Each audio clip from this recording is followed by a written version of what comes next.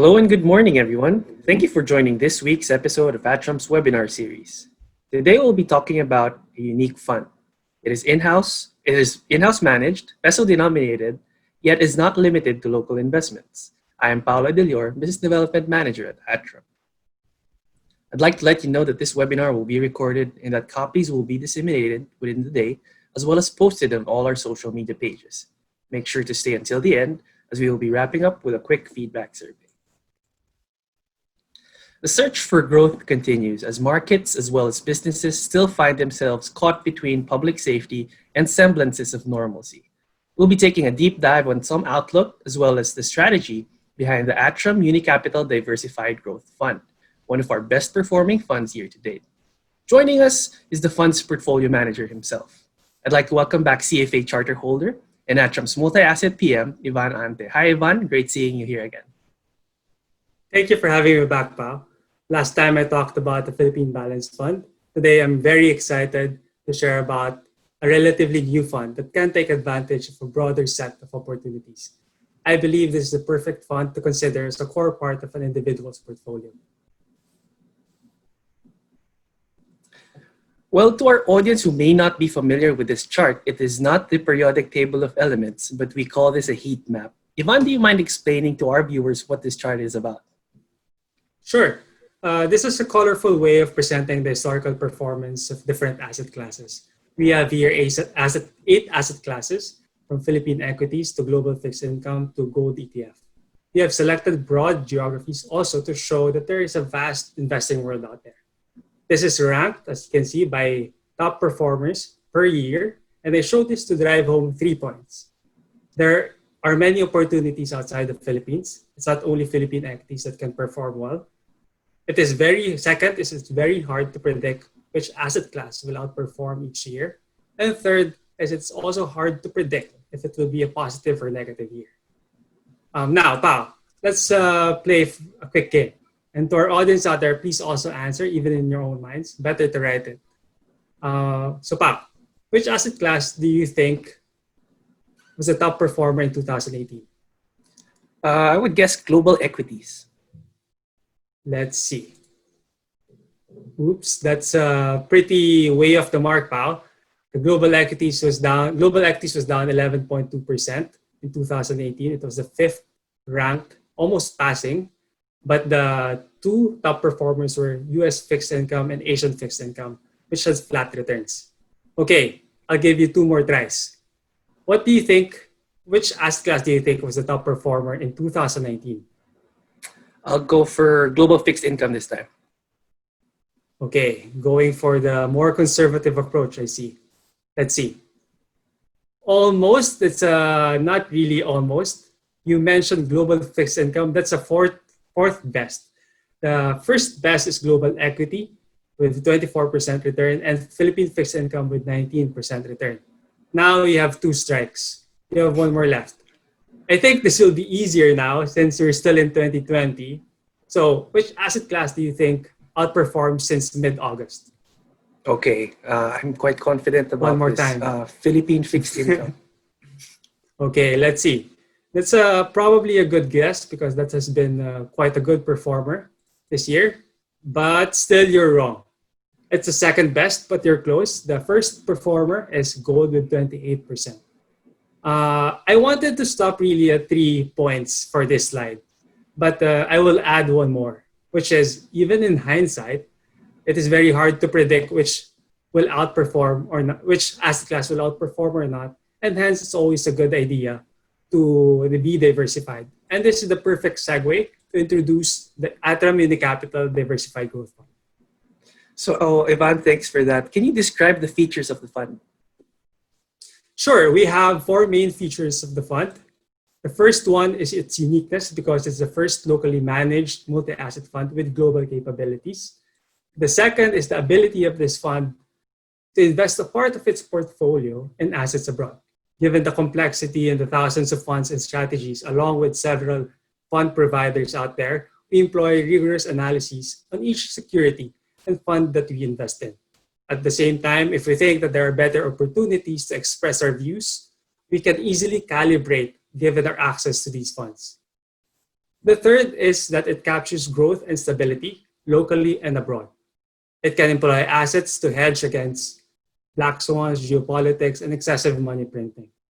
Finally, it is peso denominated, as you mentioned earlier, and very accessible. Investors do not have to convert their pesos into other currencies and open multiple broker accounts with high minimum requirements as a deposit.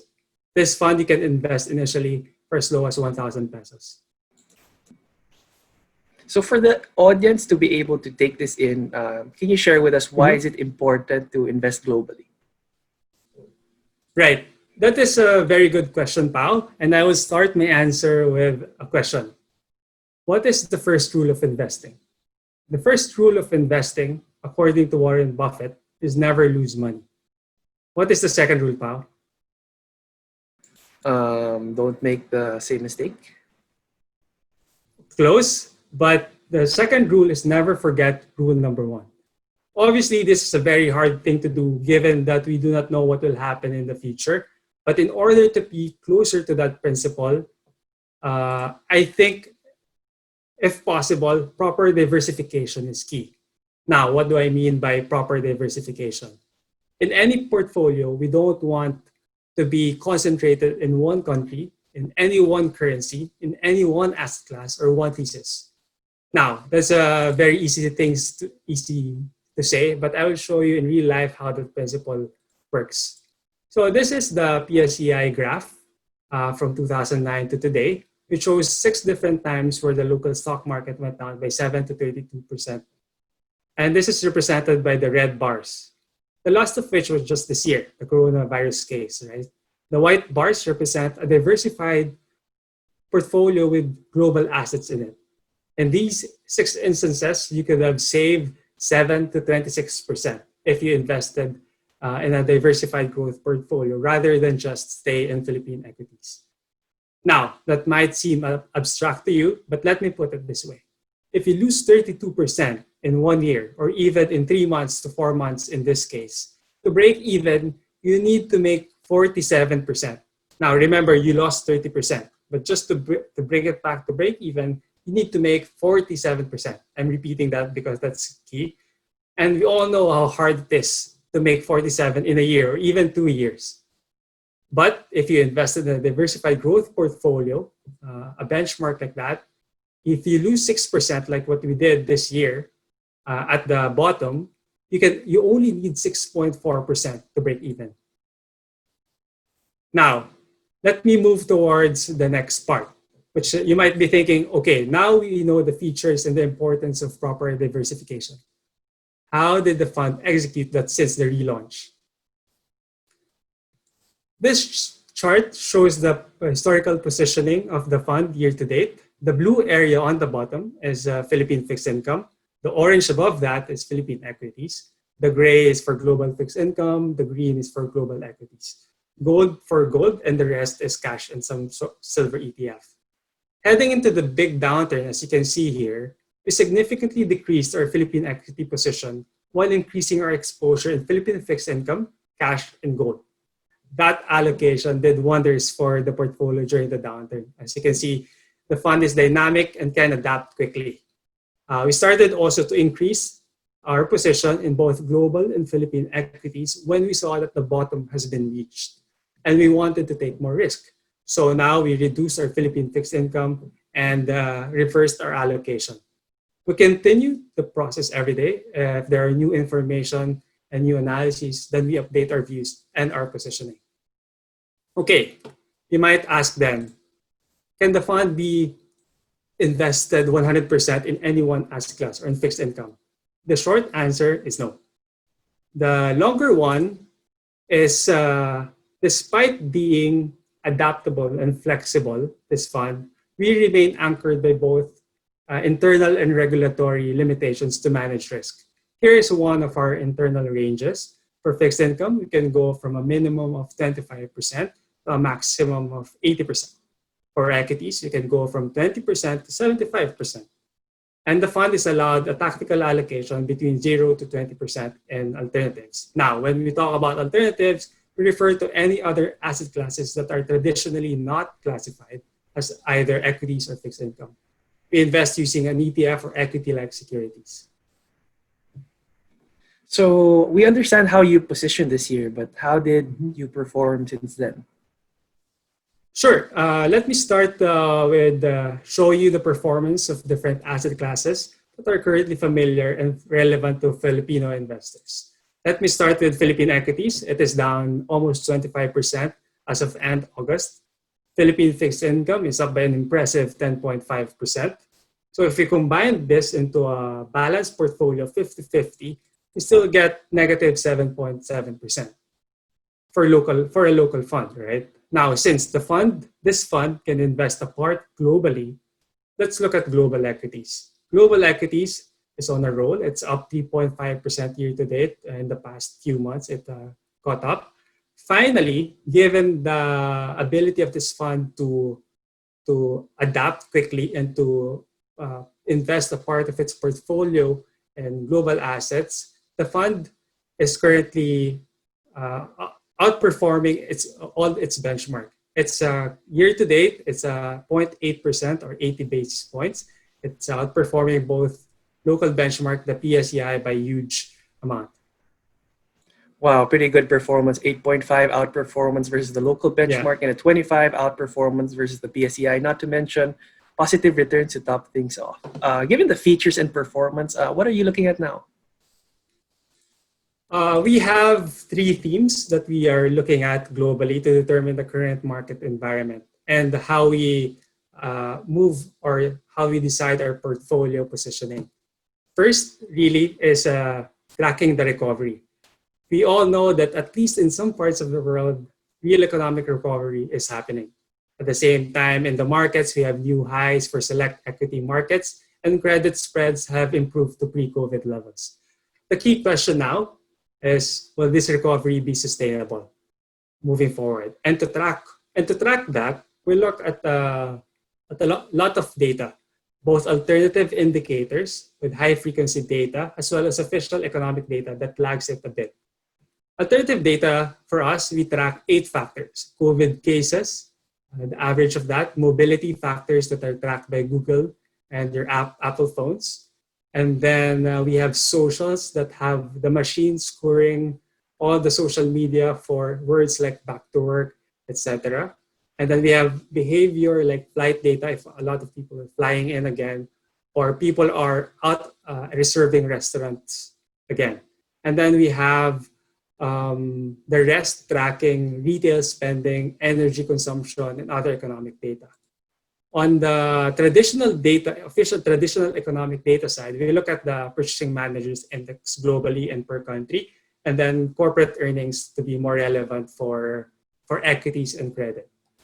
Globally, yes, we have seen improvements, but the recovery is not spread out. Definitely, it's not spread out equally. We have cases like the Philippines, for instance, where mobility is still down 50% from current levels. Where we could compare that to Korea, Taiwan, or Hong Kong when they're almost normal again. So this is also reflected in corporate earnings in these countries, right? The second quarter earnings for the PSEI was down 80%. The first half was down 50%. For the 3 countries that I mentioned, they're actually up. They have positive EPS growth because they had better virus control and technology exposure. So that's positive for them. So now, what does that imply? What does that mean for the portfolio? That means be selective, choose countries that have better virus control management, improving mobility, and tech exposure, which is the main beneficiary of this COVID crisis. Okay, now moving to the second factor, it's policy support. It's very crucial to sustain this economic momentum. The equity market's quick recovery has largely been the result of the cooperation between the central banks and governments around the world. One metric is the balance sheet of the 4 biggest central banks in the world expanded by almost $7 trillion in just 3 months, or 3 to 4 months. To put that into perspective, that's 21 times the economy of the Philippines. That's 21 times the GDP of the Philippines. They printed arbitrarily put it in the computer, 21 Philippines in 4 months. So that's a good support. At the same time, governments borrowed a lot because they don't have tax revenues and spend freely to support businesses and households. Now, like the first factor that I discussed, I was speaking in general terms, global terms.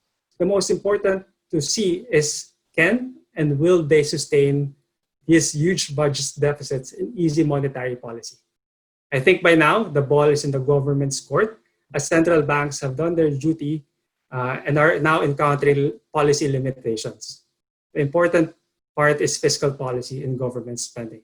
So again, what does this imply for our positioning? First is that look for economies that have an ability and willingness to spend to support households and businesses because we still don't know if this recovery is sustainable. Second is look for sectors that have high growth in this growth-hungry world. Everyone's searching for yield. Third is look for assets that can protect the value of their wealth, since central banks will continue to print fiat money in order to support the economy. Okay, so that's a second factor. The third factors are really the things that can change our outlook significantly. And these are the US November elections, geopolitics like the US-China relations, and then the vaccine hopes. In short, for the US elections, whoever wins will have implications in markets, trade, and geopolitics because they have different priorities in terms of policy. And related to that election is the US-China trade, technology, capital war because it has been, and it's also been really deteriorating since 2017. Given that China is the only one of the few things that unite the Republicans and Democrats, if Trump's continue to lag Biden in the polls, which he is, then he will increase his anti-China rhetoric and that will have risk on or risk off sentiment on implications moving forward. Thanks for the views, Ivan. That's quite comprehensive. Sure. Now, how do you translate this to the different asset classes moving forward in relation to your positioning? Okay, in ATRAM, one of the ways on how we look at markets are by classifying it in 5 asset classes: global equities, global fixed income, Philippine equities, Philippine fixed income, and the catch-all alternatives. Let's start with global equities. We are neutral on global equities, but very constructive on select sectors and geographies. We like global technology, healthcare, and the precious metal miner space. These sectors have long-term structural drivers that have been accelerated by COVID-19. We also like Asia ex-Japan, particularly North Asian countries, which control the virus early and have a lot of tech exposures in their equities market. On the global fixed income side, we are underweight with an exposure to US Treasuries. This serves as a hedge against further economic decline and a play on the Fed's loose monetary policy. On the Philippine equity space, which is very close to our hearts, we are underweight because we believe that there are currently better opportunities elsewhere that are beneficiaries to the themes that I discussed earlier. It's not that we hate the Philippines, it's just we think on a relative basis, there are better opportunities. We think that in our view, the Philippines does not have sufficient fiscal stimulus yet, has not yet controlled the virus, and thus will have slower economic recovery, and thus earnings implications to that. The PSEI does not also have our preferred sector exposures. The PSEI, if you look at it by sector, is composed of very cyclical companies like industrials, real estate, and some conglomerates that include the financial sector, property, etc. There's no tech and healthcare exposures there. On the fixed income side, we are neutral. We are employing the award-winning total return strategy that tries to look for mispriced securities. We are currently underweight duration as we believe that the markets are starting to price in a more bearish PSP and higher inflation expectations. Our goal is to protect our absolute returns while earning interest on our current holdings. On our alternative sleeve, we are overweight with most of our exposure in a gold ETF. We like gold primarily as a hedge against excessive money printing by central banks, which destroys the purchasing power of fiat currencies. It hedges also against inflation and future inflation. It also hedged against geopolitical turmoil, and that likely you can see that worsening moving forward. And historically, it does well in slow economic growth and low interest rate environments. You talked about traditional asset classes, but Yeah. what stood out to me is Mhm. the presence of alternatives such as gold ETFs, as seen on your slide. What's your thesis behind gold?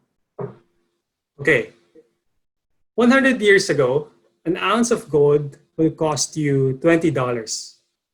Fast forward to now, it is hovering around 2,000, let's say $2,000 per ounce.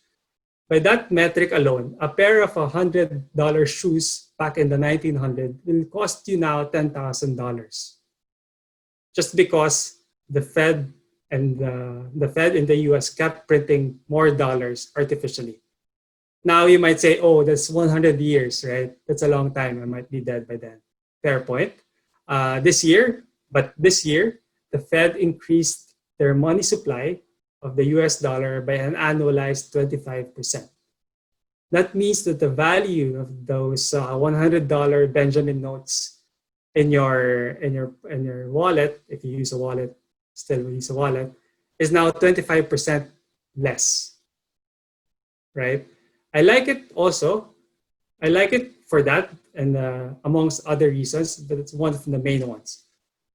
I think second is that since we expect interest rates to be low in the years ahead, there's less of an opportunity cost to own gold. Why would you invest gold anyway when you need to spend to secure, to store and insure your gold holdings if you can earn it 2% in a risk-free bond, right?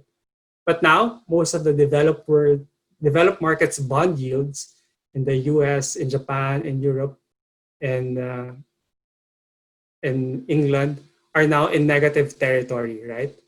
The US 10-year is hovering around 70 basis points. So there's not much more opportunity cost. Okay, so that's the thesis that I have for gold, along with what I mentioned earlier. Just to summarize the asset class outlook, we are neutral in global equities, but constructive on select sectors, underweight on global fixed income, and it mainly serves as a hedge. Underweight on Philippine equities, but we think there are better opportunities elsewhere for sector exposure. We are neutral on Philippine fixed income. It's a total return approach. We look to protect our absolute gains to year end. And then for alternatives, we are bullish long term on precious metals ETFs. Okay, thanks for that. Lastly, what are the benefits of investing in this fund? I think before I answer that, Pao, let me just show the fund positioning, because we talked already about the views that we have, how that translates to an asset class outlook, and still very broad, right? So our viewers might be interested in looking at what does the fund really hold right now. And I think let's start there. So I will begin by saying, imagine a portfolio that can hold a Philippine retail treasury bond and can participate in auctions by the government. It can also hold technology stocks, which are the mega stocks, the biggest stocks in the world, like Apple and Microsoft. Then you have also an exposure to a gold ETF. And at the same time, you have healthcare stocks or companies that are researching COVID-19 therapeutics and vaccines. But still, it's very close to you personally, since you might be using PLDT's internet right now, or water from Manila Water. Now, can you imagine that portfolio? Well, that's what we have. And this is the top 10 holdings of the portfolio. The biggest holding right now is on RTB 5-year. We think there's value there. The second one is the US information technology space. I mentioned we like the technology space. It has been doing well for us since this year. And then the third one is gold ETF with 10% weight. As you can see here, just by looking at the top 10 holdings, it's very diversified. The top 4 will have different asset classes. And I think that's the beauty of this portfolio. You can combine different assets with different pieces that can hedge against different uncertainty, and that it can work well in this kind of environment. So this is just to cap things off. This is the portfolio, and the inner circle are the asset classes. On the outer circle are the strategies that we have employed in those asset classes. For example, in global equities, we like global healthcare, we like Asia ex Japan, we like US IT sector, and we like the global gold producers. And then for Philippine equities, we employ uh, uh, a smart beta approach and some defensive names like Manila Water. Okay, so I think now at least I can discuss the benefits of this fund. I realize it's a lot to take in what I just discussed. It sounds like there's so much going on in this fund, and there is. To reiterate what I mentioned in the beginning, this only highlights also three key benefits of this fund. So first is that it can generate return while managing risk. Second is it's actively managed and can adapt quickly to changing market environment. And then finally, convenience, access to global markets using your peso savings. Okay, when I ended my last webinar, I used ways to show how a multi-asset fund can adapt to your personal needs and circumstances between choosing a riskier portfolio or a more conservative portfolio. Now I will be describing and sharing how I think about portfolios. I believe this portfolio is a lot like a football team. In football, your goal is to score more goals than your opponent, much like the goal of portfolios, to beat its benchmark and its peers, right? In football, to attain those goals, we need a complete team with four different but complementing roles. Attackers and forwards to score goals, midfielders to either help score or defend, and defenders to prevent the other team from scoring. And finally, goalies, which is the last line of defense. To bring them together is the coach to set strategies and to see the big pictures. In portfolios, we have global equities, particularly our exposure to US tech and Asia as our attackers to score goals and look at our outperformance to get a return. We have global healthcare, Philippine equities, and gold that can both defend and attack as our midfielders. Then we have our US treasuries, Philippine fixed income to defend our territory. And then finally, we have gold as our goalie to hedge against the unknown. Now you might be wondering why I suddenly brought this up, right? Remember the three benefits that I just said? First is to generate returns while managing risk. So that's first. In this portfolio, we have our attackers to generate return, our global equities, and while we have our defenders and goalie to manage our risk. Second is that the fund is actively managed and can adapt quickly, right? In any team, there's a captain that can lead in the trenches and utilize also a coach that can see the big picture. In portfolios, we combine that by both having analysts and dealers and traders to see the changes in the markets, to be in the trenches, and portfolio managers, the CIO, and the board to look at the bigger picture. And the third benefit is really access to global markets. Imagine a team competing for a championship in one of those top football leagues in the world. But this team has a limitation of only hiring players of one nationality. Yes, the roles can be filled, it can, but what we want to have is the best player for the role. This is the same as getting the best asset class for the role. If you're concentrated in one country or one asset class, then we are limiting the talent available to us. And we're limiting the potential of the portfolio to get to our goals, which is to score goals in this instance. And that's it for me. Remember, this portfolio is like a football team. There are different roles, but they work together and they complement each other. I hope you guys enjoyed my talk. And now I think I'd like to introduce you to Pat from our sales team to let you know how you can subscribe to the fund. Good morning, everyone. To open an account with ATRAM, you just need to visit our website, www.atram.com.ph. Here, you can learn more about all the funds we offer, including the ATRAM Unicapital Diversified Growth Fund. But if you have more questions, visit the website's Frequently Asked Questions page or the ATRAM Academy page. It will then guide you to our online investment platform, Seedbox. It's as simple as that. I hope you do visit our website, www.atram.com.ph. Thank you. Thanks, Pat. Before I let you go, I just want to know how much is the minimum to invest in this fund? Great question, Pao. You can actually start investing for as low as 1,000 pesos through Seedbox. All right. Thank you very much, Ivan. I'd like to call you back again to look at the questions from the audience.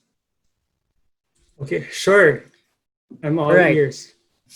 So we have a participant that's currently invested in ATRAM funds. So his question is it advisable to pull out and invest in this fund that you mentioned?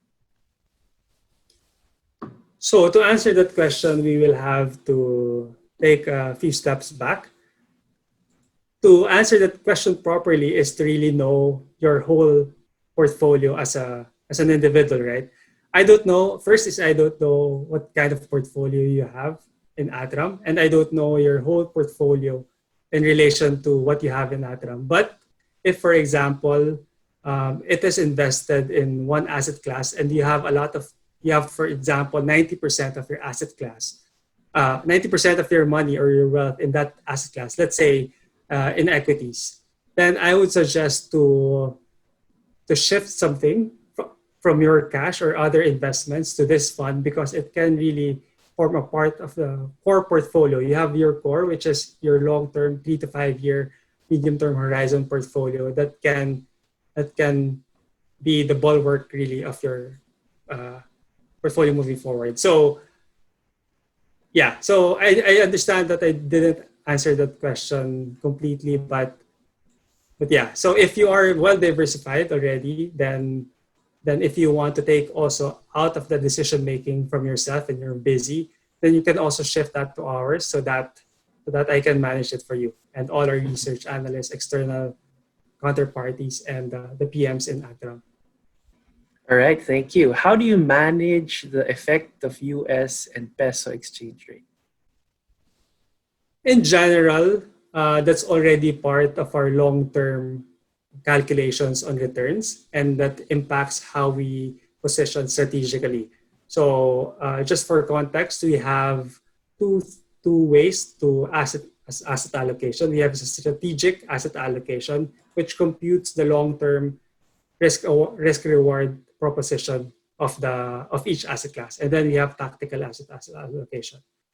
We already put into that our expectations in the dollar peso. So if we think that the dollar peso in the next 5 year or the peso in the next 5 to 10 years will depreciate, then we would rather hold more dollar assets. And it's already part of the, the computation and how we position currently. But at the same time, we have some tactical room to reduce our dollar exposure and our Philippine peso exposure. But it really depends on the asset classes themselves, not really on the currency. So the currency comes in second, but it's more on what's the more attractive asset class. Like, is it global equities or Philippine equities? Is it global fixed income or Philippine fixed income? And the rest. Okay, I'm going to ask this question because I know that this is very close to your heart. What investment products do you have in relation to precious metals, gold, silver, palladium, and digital currencies, if any? Sorry, I think I did not get the question. So what else can we invest in the fund, or what? What investment products do you have in relation to precious metals, gold, silver, palladium, and digital currencies? I guess we can put this in a way wherein which of our products can invest in precious metals and digital currencies. Most of our institutional segregated accounts can invest in many other asset classes. We can also invest different asset classes here in this fund, if only it's allowed by our regulators, obviously, and also allowed by our mandate and our risk management policies. Because for us, risk management is key, and it lets us get the best return for our buck. Okay, so but at the same time, to answer that question, in this fund we cannot invest in cryptocurrencies yet. Maybe you have to do that on your own, and you have to store it properly. Because not yet. All but right. probably in the future. Look at this space.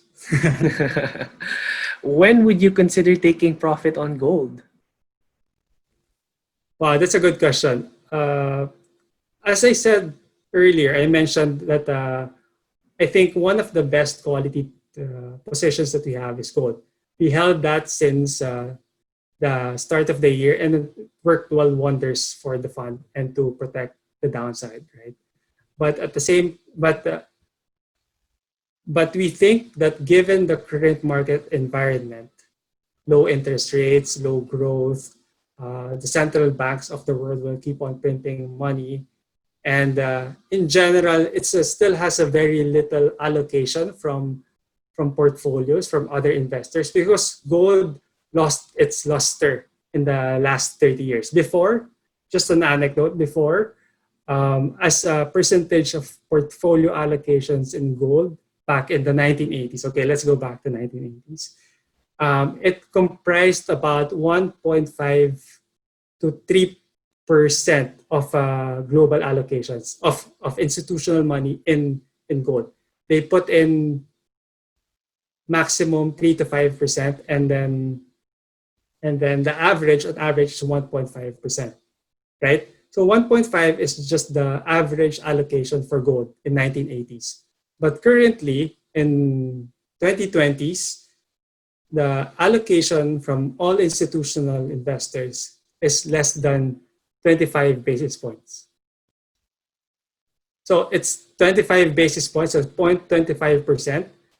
Just by going back to the average in the last 30 years, then you will have a six-fold increase in demand in gold. And we know that the gold supply is limited. It only is getting mined 2% annually. So if you have a six-fold increase in demand in gold, then the price will tend to rise more. Obviously, as a caveat, I don't expect that to happen in the short term, but I think our position in gold ETF is a core part of our portfolio. It's going to stay there because it hedges a lot of other risks besides what I said. So, All right. my take profit is it can, for me in the long term, it can go to 3,000, even like more than that, because as I mentioned earlier, the central banks just printed $7 trillion like that. They put that in their computers, and tada, you printed 21 Philippines. So if they're gonna continue like that, and this economic downturn will continue, then I see some support. All right. Again, from our audience, do we have to actively monitor our portfolio if we invest in this fund? And is it good for beginners, or is it more advisable for experienced investors? I think it's definitely so. To answer your first question, I think it's important to know what your portfolio manager is doing, but also I don't advise you to check it every day, because there's a lot of noise every day, and there's not much information if you look at the NAV per unit of this fund per day. But we have our fund fact sheets, which is available in our website and Seedbox. So you can check out what we think. We put there what we think in our outlook. So I think monthly is okay. So to your second question, is it more for beginners or more sophisticated investors? I think it's both, and that's really the beauty of this fund. Usually for beginners, you would say a more balanced approach, right? It's a good foot in the door fund for you. But this is a more balanced approach, actually. It's a more balanced approach. It's not concentrated in one country. You have other asset classes out there. And in my view, it's less risky when it's more diversified properly. And I think for sophisticated investors, I think also it's the same thing, because I think a lot of investors right now are very concentrated in either equities or fixed income. And this fund has the ability to go a lot of other asset classes and can combine that both by leveraging on ATRAM's strengths in research, portfolio management, and risk management. All right. Last question. For this type of fund, which strategy do you recommend? Buy into the fund one time, big time, or invest in monthly regular trickles? I think it depends on your portfolio. Obviously, we want you to invest properly in relation to your portfolio. I would say put regularly. You won't. It's not gonna, like, for example, if you're worried about some equities markets going above us sooner or later, then there will always be opportunities, and that's the beauty again of this fund. You have a lot of access to different funds and strategies. Yeah, you can take advantage of the things that we see, but at the same time, we are not forced to participate in those super rallies that does not make sense in terms of risk.